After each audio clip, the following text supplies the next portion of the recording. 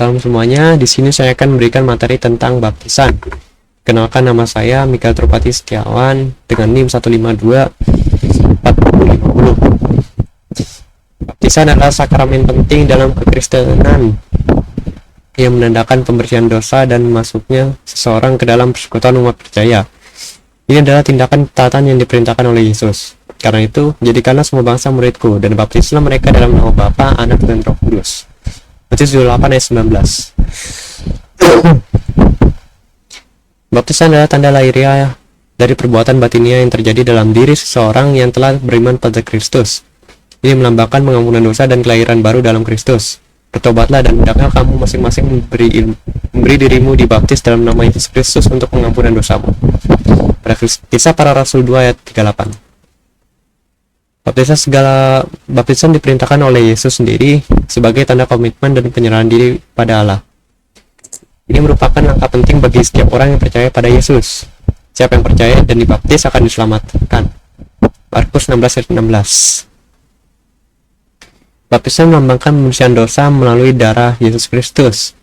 Ini juga merupakan simbol dari kematian dan kebangkitan bersama Kristus. Karena kita telah dikuburkan bersama-sama dengan Dia oleh baptisan dalam kematian, supaya kita juga hidup dalam hidup yang baru. Roma 6 ayat 4. Baptisan dan pengampunan dosa. Baptisan adalah tanda simbolis dari pembersihan dosa. Tapi pengampunan dosa terjadi melalui iman kepada Yesus Kristus. Baptisan menunjukkan bahwa orang tersebut telah diterima dalam perjanjian Allah. Bangunlah, berilah dirimu dibaptis dan dosa-dosamu disucikan sambil berseru dalam nama Tuhan. Kisah Para Rasul 22 ayat 16. Baptisan sering dikaitkan dengan pencurahan Roh Kudus dalam hidup seseorang. Melalui baptisan, Roh Kudus mulai berkarya secara aktif dalam hati dan kehidupan orang percaya.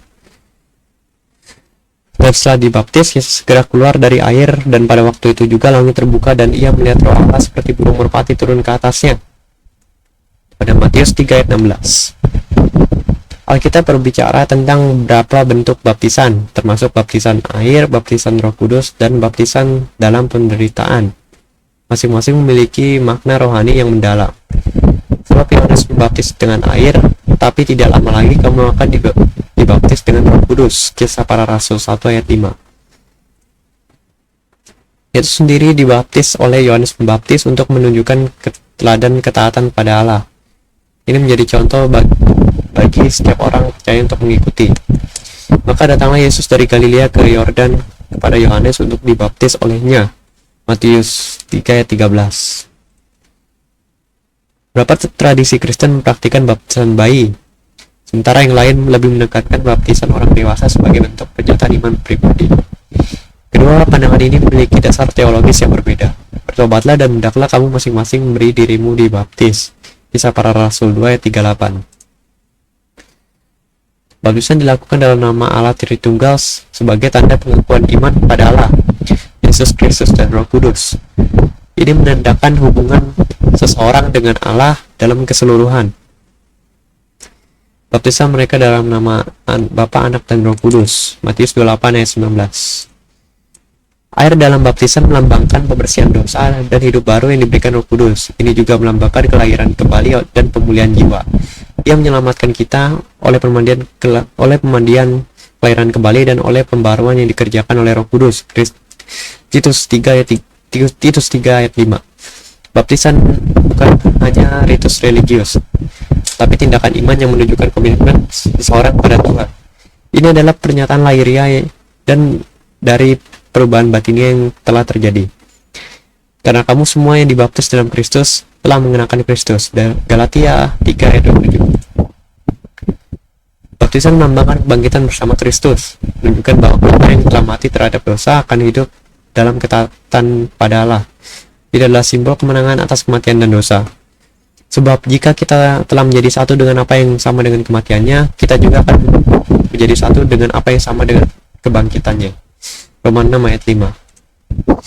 Melalui baptisan, orang percaya diingatkan bahwa mereka telah mati terhadap kehidupan lama yang penuh dosa dan bangkit untuk kehidupan dalam kebenaran dan kekudusan bersama Kristus.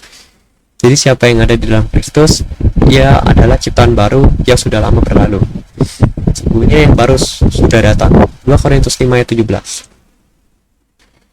Baptisan adalah panggilan bagi setiap orang yang percaya untuk hidup dalam iman dan ketaatan pada Kristus. Ini adalah pernyataan publik dari komitmen pribadi kepada Allah, pada Tuhan dan gerejanya. Karena kita semua telah dibaptis dalam satu roh menjadi satu tubuh. 1 Korintus 12 ayat 13. Nah, berikut adalah sumber-sumbernya. Sekian presentasi dari saya. Mohon maaf bila ada kesalahan kata. Terima kasih dan salam.